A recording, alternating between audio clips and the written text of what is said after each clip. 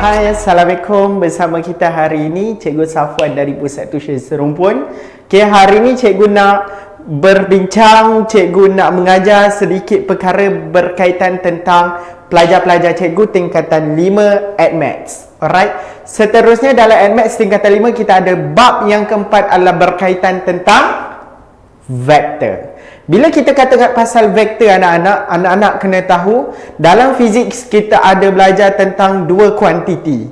Yang pertama adalah berkaitan tentang vektor kuantiti, yang kedua adalah berkaitan tentang skala kuantiti. Okey, bila kita kata tentang vektor kuantiti dia ada dua perkara anak-anak kena ingat. Yang pertama mesti ada direction. Dia ada magnitude.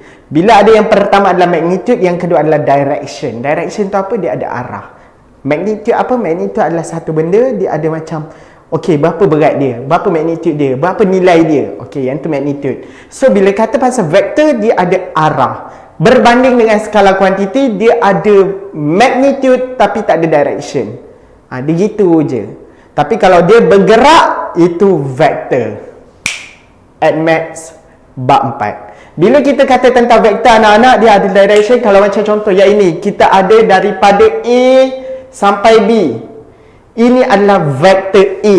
Ingat anak-anak, vektor kena ada cacing yang bawah. Kita ada A, kita ada cacing yang bawah. Cacing yang bawah itulah yang dikatakan sebagai vektor. Dia yang menentukan, oh itu adalah vektor A. B pula, B, vektor B. Alright? Kalau macam contoh yang ini, cikgu boleh tulis sebagai AB. Mesti ada arrow yang ke atas anak-anak. Mesti ada anak panah ke atas sama dengan vektor A. Faham? Okey. Kita tahu panjang dia macam ni. Tiba-tiba kita ada satu lagi panjang. Vektor CD. CD ni panjang dia 2 kali ganda. Kita boleh tengok 2 kali ganda. Bila 2 kali ganda anak-anak, maksudnya kat sini kita ada vektor CD. Vektor CD sama dengan apa? Vektor CD sama dengan 2 kali A, which is 2A. Anak-anak jangan lupa cacing yang bawah. So yang kat situ yang menentukan, oh itu adalah vektor. Bukannya unknown. Unknown tu apa? Unknown adalah satu perkara, satu huruf yang tidak diketahui tapi kita boleh cari. Tapi ini vektor, kena ada cacing yang bawah. Seterusnya kita ada vektor AB, CD, EF. Anak-anak, vektor EF. Vektor EF, Cikgu Safwan kata apa? Cikgu Safwan kata mesti ada EF. EF anak-anak. EF kena ada apa? Kena ada arrow. Arrow dia. Lepas tu dia kata, oh vektor AB sama dengan panjang ni. Tiba-tiba, cikgu, dia ada cathode. Dia jadi makin pendek. Pendek sebanyak berapa? Separuh. Separuh tu maksudnya berapa? Separuh tu adalah 1/2 vektor A. Boleh?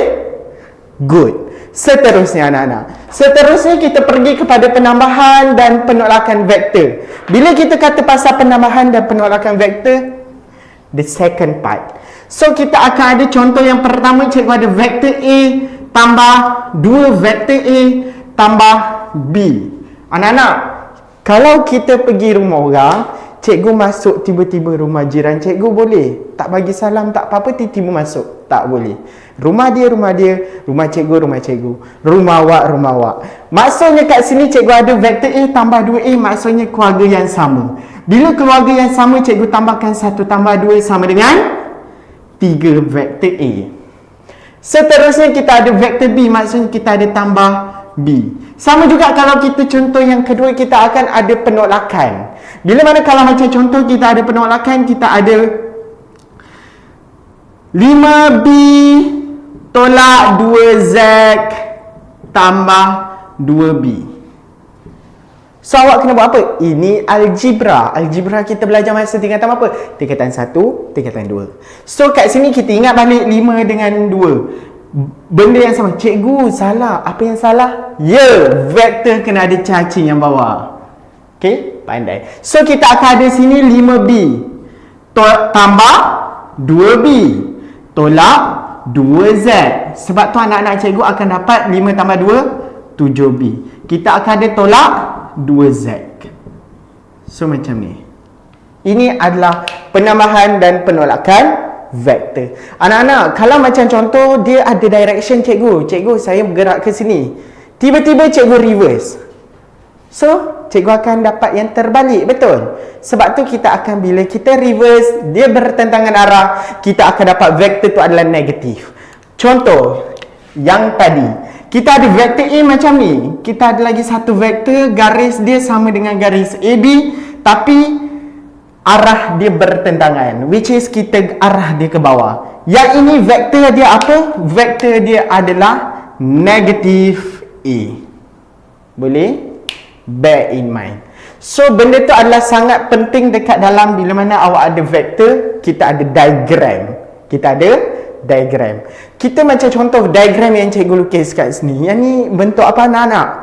Prisma, trapezium, segitiga. Ini adalah trapezium. Bila kita kata ini trapezium, anak-anak, akan ada dua sisi yang selari. Mana dua sisi yang selari? Atas, bawah. Dua sisi selari, ada arah. Kena ada arah. So, bila mana contoh yang pertama cikgu, saya nak yang pertama adalah A, B. So, apa vektor dia? Ada yang atas, arah. So, ini adalah AB, adalah A. BC. BC sama dengan B. Kalau cikgu nak CD. CD, sorry anak-anak. CD sama dengan C. 2, 3. Kalau macam contoh tiba-tiba cikgu nak vektor AC anak-anak. Vektor apa? Vektor AC. Nombor 4. Nombor 4 cikgu nak vektor AC. AC cikgu ada arah ke atas. Maksudnya vektor AC macam mana? Vektor AC kamu akan bergerak daripada sini pergi sini, pergi situ. Boleh? So, kita ada yang macam tu. Sebenarnya vektor AC dia macam ni. AC. Tapi untuk dapat vektor AC, sebenarnya kita dapatkan A pergi B. Ini adalah A pergi B tambah B pergi C. So, A pergi B tambah B pergi C. Awak A pergi B adalah vektor A. Ini adalah vektor A. Kena ada cacing. Tambah vektor B. Kena ada cacing juga. Cikgu, cacing tu apa? Cacing tu yang bawah tu je anak-anak. Jangan nak pening kepala. Okey? Tu je. So, yang lain kita akan tengok lagi vektor macam mana. Macam mana boleh jadi tolak. Macam mana nak darab. Dan kita akan tengok selepas ni.